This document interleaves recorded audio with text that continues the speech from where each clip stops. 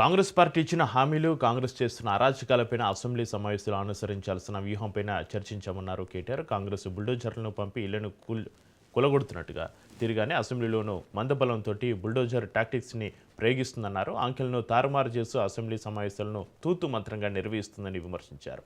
6 గ్యారంటీలకు తొలి మంత్రివర్గ సమావేశంలోనే నిర్ణయం తీసుకుని చట్టబద్ధత కల్పిస్తామని కాంగ్రెస్ పార్టీ హామీ ఇచ్చింది. దానికి తగ్గట్టుగా చట్టబద్ధత కల్పించాలని ప్రైవేటు బిల్లు పెడతామని కేటీఆర్ తెలిపారు.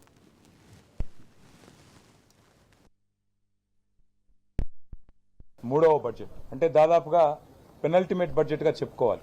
లాస్ట్ ఇయర్ పెట్టే బడ్జెట్ ఇట్లాగూ కొన్ని నెలల కోసమే పెట్టే బడ్జెట్ కాబట్టి రాబోయే సంవత్సరం అంటే 27లో పెట్టేది వారి చివరి బడ్జెట్ అవుతుంది. దానికంటే ముందు ఉండే ఈ బడ్జెట్ పెనల్టిమేట్ బడ్జెట్ అవుతుంది. రాష్ట్ర ప్రభుత్వం యొక్క ప్రాధాన్యాలు, రాష్ట్ర ప్రభుత్వం ఇచ్చిన హామీల విషయంలో వారి చిత్తశుద్ధి ఈసారి ఈ బడ్జెట్ ద్వారా స్పష్టంగా బయటపడబోతుందనేది ఒక్కటంటే ఒక్క సెలెక్ట్ కమిటీ లేదు, స్టాండింగ్ కమిటీ లేదు, అసెంబ్లీ నడపాలన్న ఇష్టం కూడా వాళ్ళకి లేదు. నిజానికి అనివార్యంగా బడ్జెట్ పాస్ చేసుకోవాలి, లేకపోతే మరి ₹1 కూడా ఖర్చు చేసే అవకాశం ఉండదు. కాబట్టి ఏదో తూతూ మంత్రంగా అసెంబ్లీ నడిపే ప్రయత్నం రాష్ట్ర ప్రభుత్వం చేస్తూ ఉంది. ఇండ్ల కూల్చివేతల మధ్యన జరుగుతున్న ఈ బడ్జెట్ సమావేశాలు తప్పకుండా వాటి విషయంలో కూడా ఈ ప్రభుత్వాన్ని ఆ పేదల పక్షాన తప్పకుండా ఖమ్మంలోని వెలుగుమట్ల బాధితుల తరపున, మూసి బుల్డోజర్ల అడ్డంగా నిలుస్తున్న మా రాజేంద్రనగర్ పరివాహక మూసి పరివాహక ప్రాంతంలోని పేదల తరపున, అసైన్మెంట్ భూములు కోల్పోతున్న పేద దళితులు, పేద గిరిజనుల తరపున ఈ శాసనసభ సమావేశాల్లో తప్పకుండా నిలదీస్తాం. బయట పేదవాళ్ల ఇళ్ల మీద బుల్డోజర్ ప్రయోగిస్తున్న విషయం మీ అందరికీ తెలుసు. అది ఖమ్మం అయితేనేమి, మహబూబ్ నగర్ అయితేనేమి, ఇవాళ చేవెళ్ల అయితేనేమి, ఎక్కడైతేనేమి, రాష్ట్రంలో హైదరాబాద్ అయితేనేమి, ఎక్కడికక్కడ బుల్డోజర్ విధానాన్ని తెచ్చారు. శాసనసభలో కూడా అదే బుల్డోజింగ్ టాక్టిక్ తో పోదామని చూస్తా ఉన్నారు. మందబలంతో మా గొంతు నొక్కే ప్రయత్నం చేస్తా ఉన్నారు.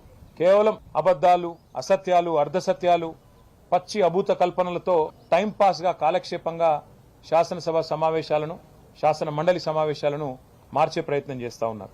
₹2,500 ఎప్పుడొస్తాయా అని ఎదురు చూస్తున్న మహాలక్ష్ములు మా ఆడబిడ్డల పక్షాన 1,67,00,000 మంది 18 ఏళ్లు నిండిన ఆడబిడ్డలు వారందరి తరపున 46 లక్షల మంది తరపున ప్రైవేట్ మెంబర్ బిల్లు పెడుతున్నాం. తప్పకుండా ప్రభుత్వం మద్దతు ఇవ్వాలని చెప్పి డిమాండ్ చేస్తా ఉన్నాం.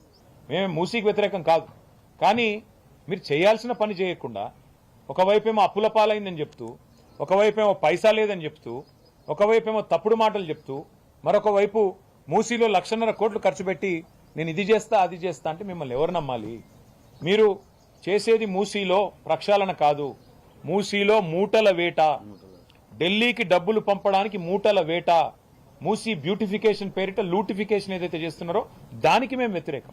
ఈ ప్రభుత్వం వచ్చిన తర్వాత మొదటి సంవత్సరంలోనే 2 లక్షల ఉద్యోగాలు ఇస్తామన్న రాహుల్ గాంధీ గారి హామీ ఏమైంది? జాబ్ క్యాలెండర్ ఏమైంది? ఇవన్నీ కూడా తప్పకుండా ప్రభుత్వాన్ని, తెలంగాణ యువత తరపున నిలదీస్తాం.